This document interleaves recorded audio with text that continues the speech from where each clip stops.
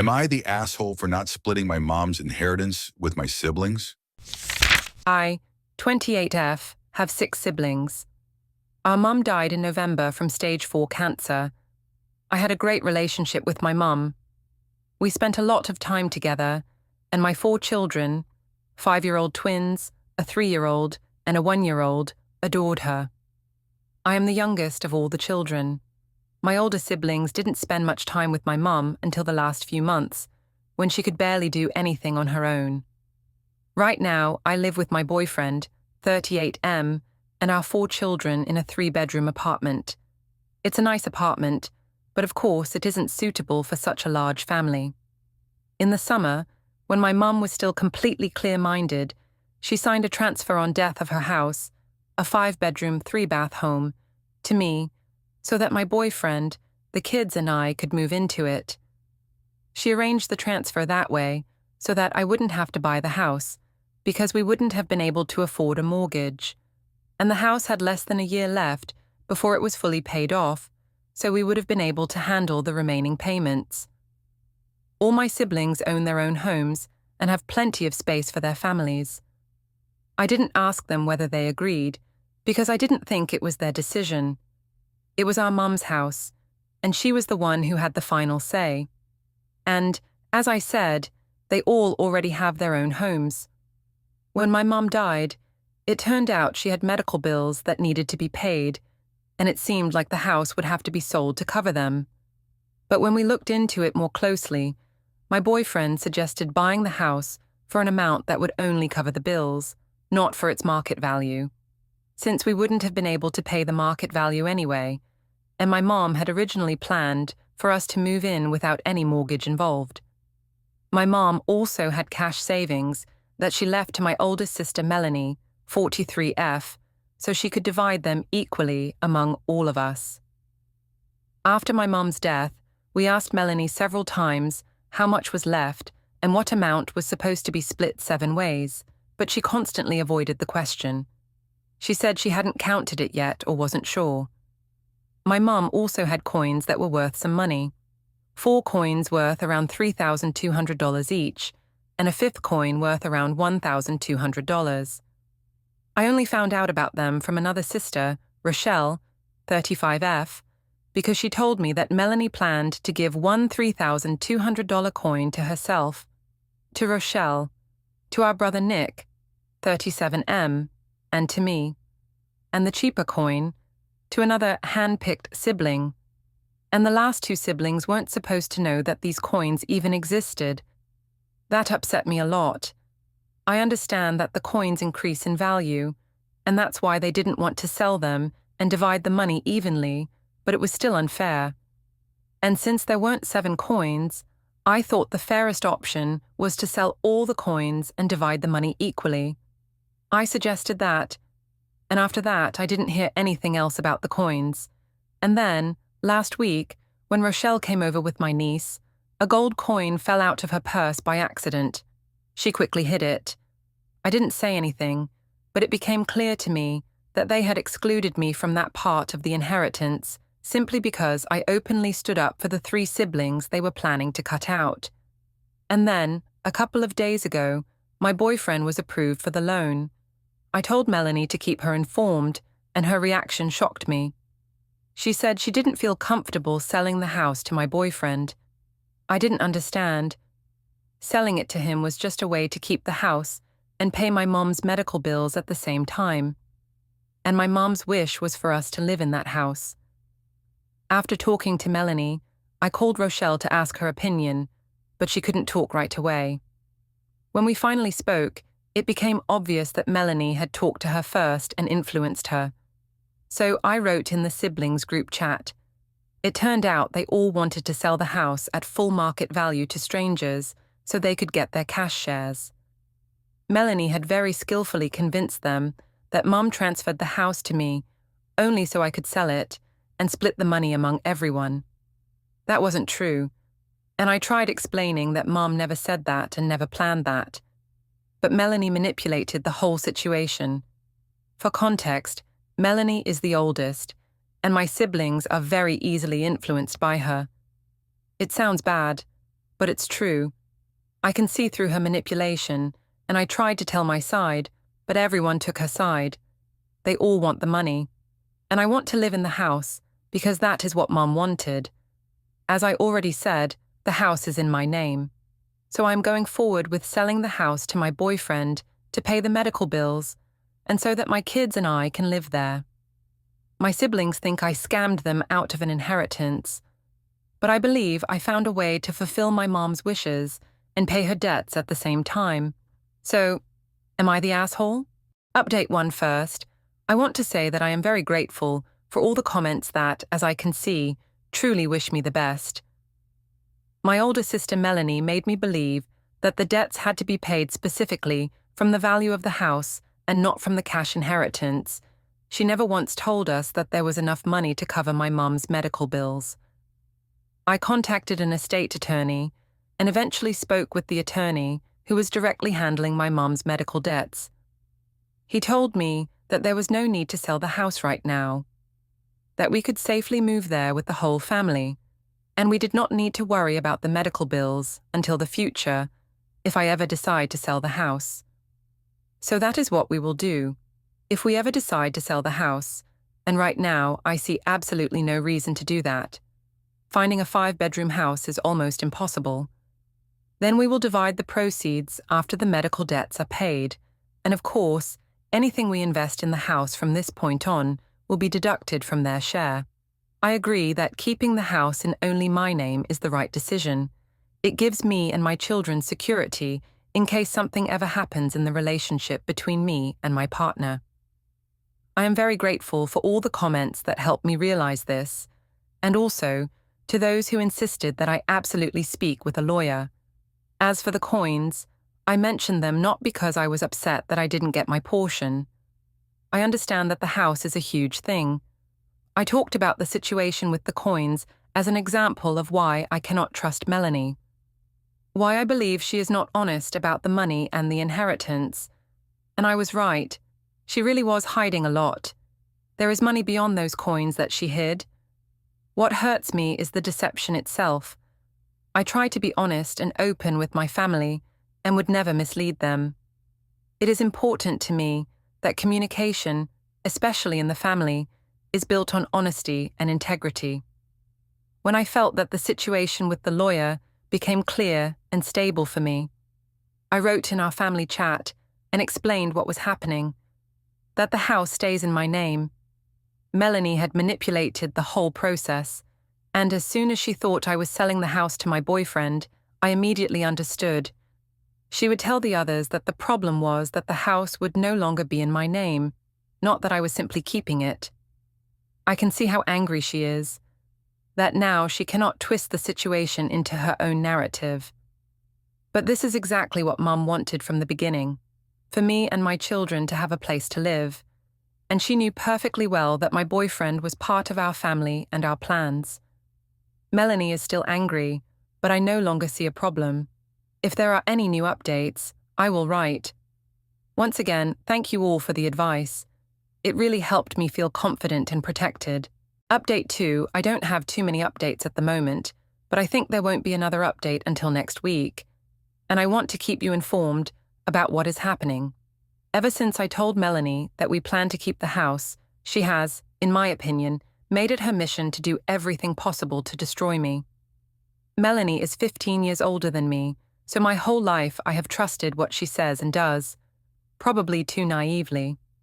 As I already mentioned, Melanie was my mum's power of attorney. She was responsible for making sure my mum's bills were paid. But as soon as I told her that we were keeping the house, she suddenly began claiming that she did not have information about my mum's bank accounts, and she started hiding everything I needed in order to pay the bills. I made all the phone calls, and all the utilities were easily transferred into my name.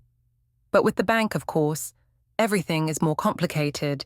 I can't even make a payment without the account number. Melanie keeps all of my mum's documents and refuses to give me any information. Right now, I am waiting for the bank to email me a form so I can fill it out and become an authorized person on her account who can make payments. If the request is approved, I will be able to apply to assume the account. I really hope everything goes smoothly. Melanie is very angry with me. I told her that I do not think her actions are fair regarding the inheritance and that she constantly changes the story depending on what benefits her and who she is talking to. I wrote to all my siblings that they can still come to Mum's house and take any items that mean something to them before we donate everything. Everyone had keys to Mum's house. We all used to go there and help her when she was alive. And then Melanie came to the house and took everything valuable, all the collectibles, everything that could be sold for good money. She planned to sell everything herself and keep the profit. And these are not small trinkets.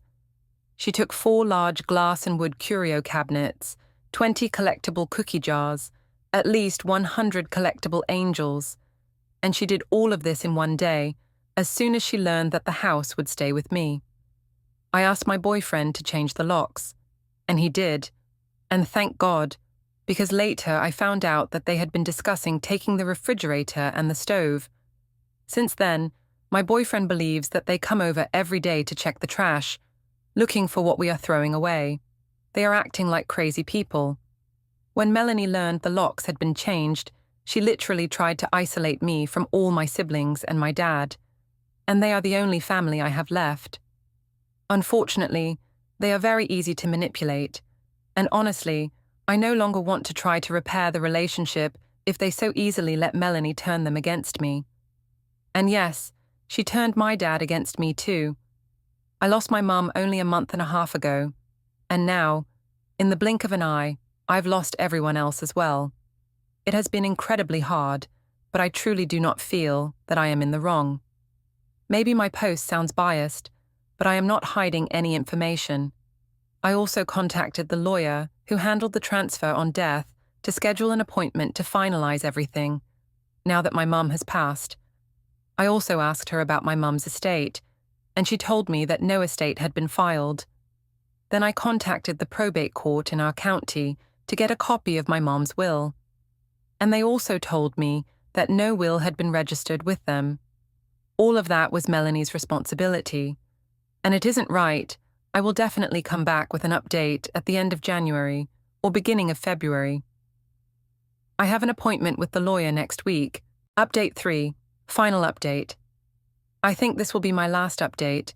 There are still a few small things that need to be taken care of, but if everything goes well, there will be no updates after this one.